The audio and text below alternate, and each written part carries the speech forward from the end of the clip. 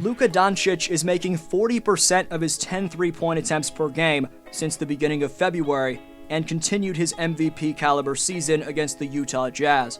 That win saw the shifty NCAA champion and Mavs number 2 option Jalen Brunson score 22 points, while tying Luka for the team lead in both rebounds and assists. When the former New York Knick and North Carolina alumni Reggie Bullock makes at least 4 three-pointers, the Mavs have a record of 15-2. This video gives you an in-depth breakdown on the truth about Luka in 2022 and the Dallas Mavs championship aspirations. Right before that, 90.7% of you watching right now aren't subscribed, so if you're new and interested in the NBA, be sure to subscribe and turn on notifications so you don't miss a single NBA hot take, prediction, or story on a daily basis. Also, leave a thumbs up. It takes a few seconds and makes a massive difference. You can follow me on Instagram and Twitter at DeepFlowHoops, and I'll follow you back. Link is down below in the description for those 2 platforms. On Sunday night at American Airlines, with several minutes remaining in the fourth, the visiting team from Salt Lake City wove the white flag as the Jazz pulled the plug by unleashing their garbage time unit in a blowout home win, which improved the Mavs' home record in 2022 to an incredible 18-3. Luka had 32-10. Reggie Bullock and Jalen Brunson combined for 55 points. The Slovenian sensation has played like the MVP ever since a somewhat slow start to the season. Luka's Player of the Month winning February saw him average 35, 10, and 9, a month in which he had a scoring stretch of 45-plus points in 3 of 4 games, tying him for the most such outings in franchise history in just his 4th season. However, the 23-year-old's killer is far from a one-trick pony, as he can clamp up attacking players with shockingly impressive defense as well. Doncic owns the best defensive rating among point guards, and an in-depth look at what Luka does defensively could be made in a separate video. But right here, after crossing half court, teaching Eric Pascal a lesson when isolated against the Jazz power forward on the right wing, Luka crosses over to his left, goes between his legs with it twice to stay on his offhand. He then hesitates and repeats that signature combo, which freezes Pascal, and Doncic 1-2 steps back and pulls it amidst a late closeout from the former Golden State Warrior. On this possession, I think Jazz coach Quinn Snyder yells ISO. Desperate. But with Rudy Gay sagging just like his younger teammate, Doncic simply fakes a drive to his right with a hesitation, and again, the polished 1-2 step back into his jumper, which kind of resembles James Harden, and it just goes to show how that shot from the beard, that's dubbed as a travel by hating fans across the globe, has revolutionized the NBA. It's now a primary weapon in Luka's bag. When Utah coach Quinn Snyder's game plan shifts towards pressing up, as Gay does right here, it's possessions like the one on your screen that exemplify Luka's quite literal unstoppability.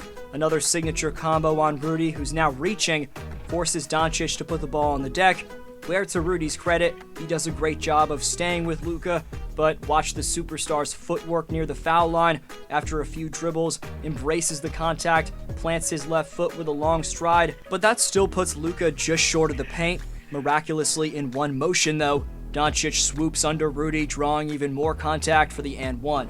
Following a drive and kick to Reggie Bullock, and another dominant take to the hoop through traffic, the last play of the half can't be described as anything else other than Luka magic. To be fair, you could go with vintage Doncic, but a triple threat move, aka a jab step, a couple signature combos near half court, a shifty burst over to his right, a moving hesitation between the legs back over to his left, and another Harden-esque step back with generational range make for a first half buzzer beater that'll be played back in highlight reels for centuries to come. At an overwhelming stature for the point guard position of 6'7", 240 pounds, Doncic has a blend of ball handling, shooting touch, strength, raw passion to kill his opponent, plus an ability to stay poised under pressure that fans haven't come close to witnessing in the 75-year history of the NBA. Expect Luka to try and build up his legacy by fueling the Mavs to a deep playoff run in 2022. Next, we'll look at Villanova legend Jalen Brunson, who's broken out into a household name throughout the 4th year of his pro career. Luka's had to miss some games because of ankle soreness, but luckily for fans in the Big D, that's when the Brunson burner has heated up the most. Over Dallas's last 6 games without Luka but with Brunson, the Mavs are 5-1, with Jalen averaging 20 points and 8 dimes. Factoring in that production as Dallas's #1 option in Luka's absence, combined with his championship-winning DNA as the lead floor general in a championship-winning college program, and that's why you can expect Brunson to keep burning defenses even when the pressure ramps up in the playoffs. Jalen was injured during the bubble playoffs, but he was extremely efficient throughout the 7-game loss against Kawhi and Paul George. For some reason, former coach Rick Carlisle only gave him 16 minutes per game, but Brunson still averaged a solid 8 points while shooting an above-average 46% from both the field and from deep range in last year's postseason. The streaky shooter Reggie Bullock just had his best game of the year, posting 23 points, making 7 of his 11 deep-range bombs, while being a game-high plus 20. And Reggie had some strong words post-game saying, "I believe I'm one of the best shooters in the league. I just got to keep that confidence." While in March, Reggie is only making 24% of his three-pointers, February saw him drain a night-and-day better 45% from deep, which is extremely efficient considering he attempted over 9 triples each night. Bullock also averaged 16 points in those 8 games last month, proving he can provide a big chunk of offense consistently. The Mavs lost to the Wolves by a lot when Bullock shot 1 for 11 and went 0 for 6 from 3, but the very next outing they blew out the higher-seeded Utah Jazz when Reggie had one of his best games of the year. Bullock's three-point shooting lifts the Mavericks to another level, and when his shot's falling from deep and he's clamping up opposing wing players with his perimeter defense, he's easily the Mavericks' 4th best player. For the Mavs overall, what stood out to me has been their currently number 6 ranked team defense, specifically against Donovan Mitchell, as in each of the Spiders' last 3 games after traveling to Dallas, he shot 31% from the field or below. The win over Mitchell's Jazz placed the Mavericks 1 game ahead of Utah for 4th place in the Western Conference with only 6 games left in their season. Like they have for a lot of important games, the Mavs started off the first quarter sluggish. Despite the Jazz being down 2 of their best players in Rudy Gobert and Bojan Bogdanovic, the Mavericks struggled early. They didn't fall apart defensively, but did spring some leaks, giving up 29 points in the opening quarter. More importantly, they couldn't get anything going offensively, scoring just 21 points in that opening frame. The Mavericks got their offense back on track in the second though, scoring 37 and closing the gap to just 1 point. Only the defense remained sloppy to close the half. Dallas started the third quarter on a 14-4 run to pull ahead 72-63 and really never looked back from there. The Jazz made some runs, but ultimately never got close again. But in terms of 2022 for Luka's Mavs, there's seeming to be a clear path for them to make the Western Conference Finals if they overtake the injured Warriors, who they're 2 games back of, and end up gaining the number 3 seed.